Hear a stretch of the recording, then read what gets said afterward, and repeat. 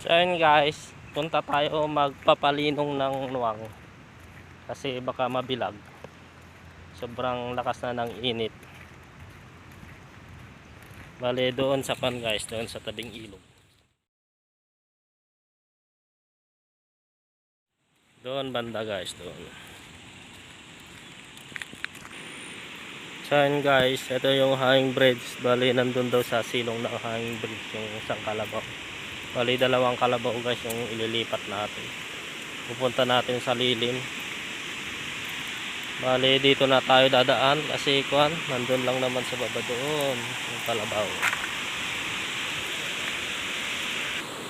So ayun guys, malalim. Mag-iikot tayo sa may hanging bridge. Mahirap na, baka madapa tayo, mabasa pa tong cellphone natin. So guys, akyat tayo sa hanging bridge. Nako, naputol yung hose. Ito guys, galing pa doon sa bundok, sa malayo pa.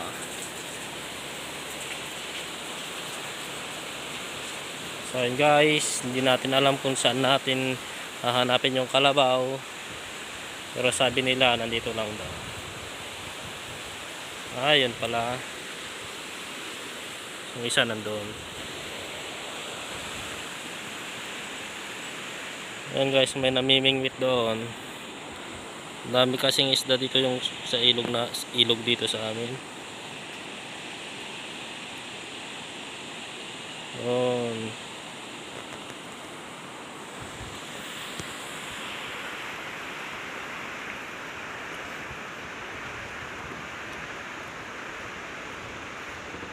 Ito pala yung isa guys, talagang naiinitan na.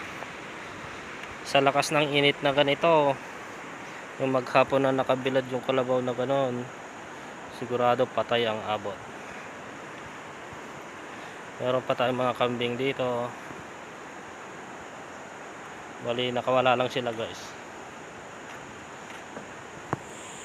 Itong isa guys, safety siya kasi nandito sa gilid. Hindi pa siya naiinitan.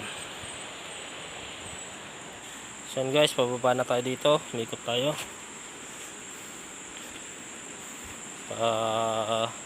Lilim natin yung nuwang sa Ilocano guys, pero sa Tagalog na is kalabaw.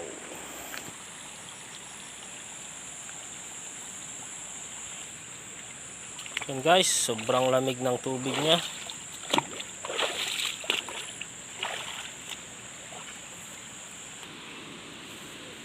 Yun guys, dito na tayo sa baba.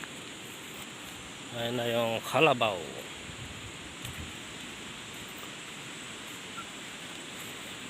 Punta natin sa lilim. Paliguan pa natin.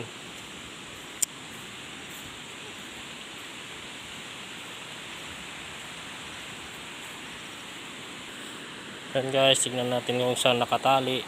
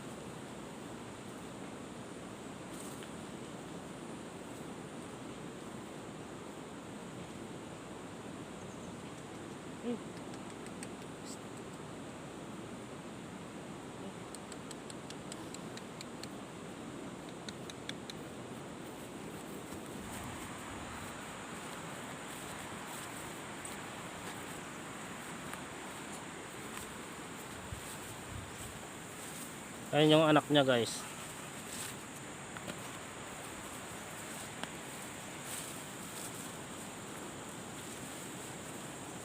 dito sa kwan para may paliguan.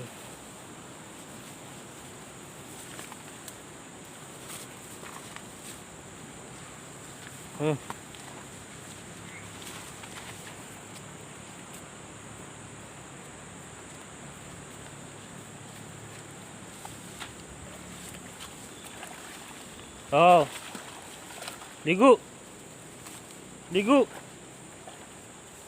Ligo. Duh. Ligo.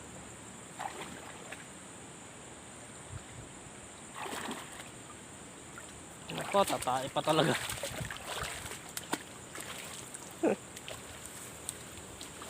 Oh. Oh. Oh.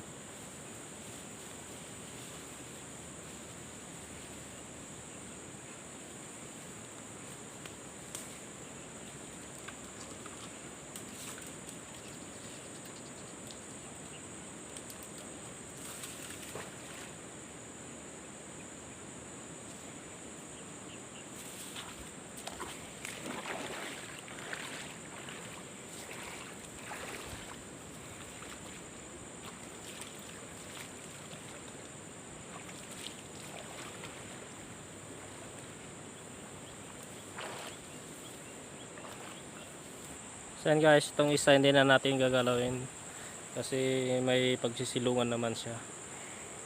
Tapos abot pa niya yung tubig. Hindi siya maiinitan. Itong isa lang kanina guys ang kon. Nandun sa gitna ng init. Pero nandito na siya ngayon. Hindi na siya mabibilad. Ayaw niya maligo guys. Kaya iwan na natin sila dito. Saan guys, bali pahinga muna tayo saglit dito sa may bato, dito sa may silong ng hanging bridge. Uy, parang may nakita ko sa may likuran ko. Tingnan natin, sili yata yun. Uy, oo nga guys, sili. Ito guys, oh, bali tumubo lang dito. Ito yung manghang talaga na sili guys. Ito, oh, daming bunga.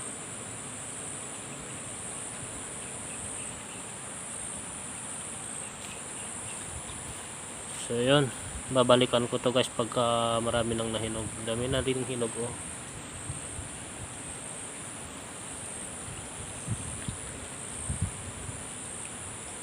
Sana hindi magalaw ng kalabaw.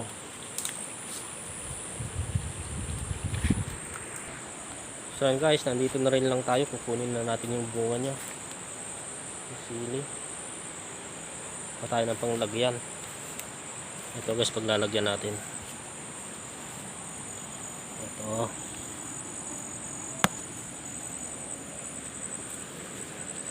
Harvest natin, baka pa kalabaw.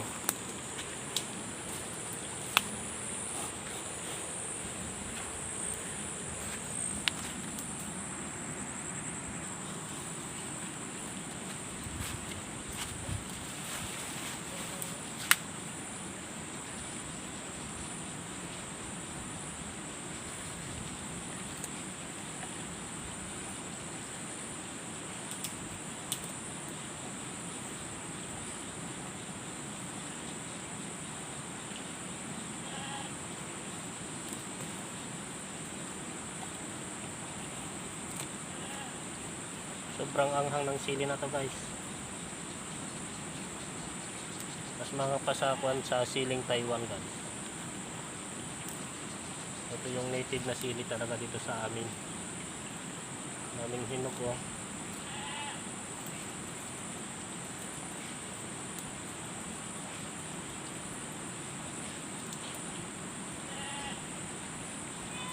Bali may kumain siguro dito noon guys, tapos kuan. May tapon nila tong sili na tong yung buto niya, kaya tumubo.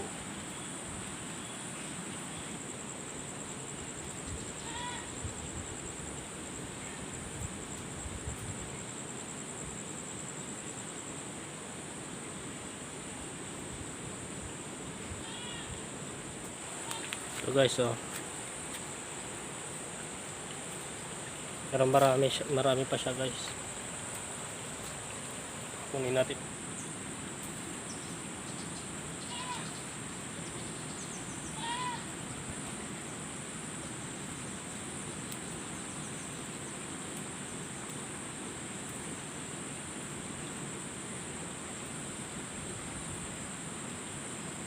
So yan guys, ito na ang dami oh.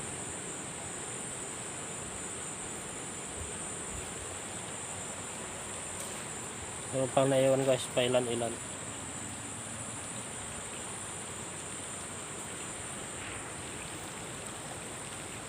So yan guys, dito meron pang native ng palaya guys oh. Pero marami dyan guys, marami kaming pinagkukuhanan ng ganyan doon sa banda roon pa. Marami kasing tumutubo na ganito dito guys, na native ng palaya. Masarap na kuan guys, pang sahog sa kuan, sa tinola. Meron din mga tumutubong kuan dito, mga kalkalunay. Ayan. So gawa tayo ng separate na video guys para kuan, para sa pagkuhan natin ng mga edible na naman na kuan, na pagkain. Yung mga kambing naman guys, dito yung parang pinakabahay nila, loob. Silipin natin guys. Sa loob lang ng kuan, ng bato.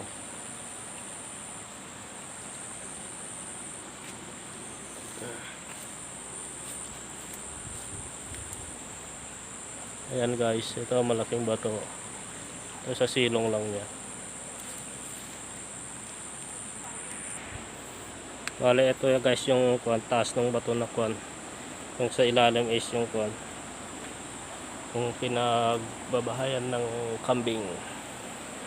Ito.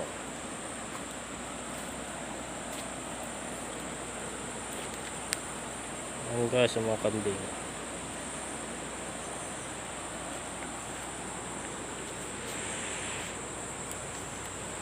So yan guys, uwi na tayo. Kakuha tayo ng sili, pampagana sa pagkain. So yan guys, hanggang dito na lang.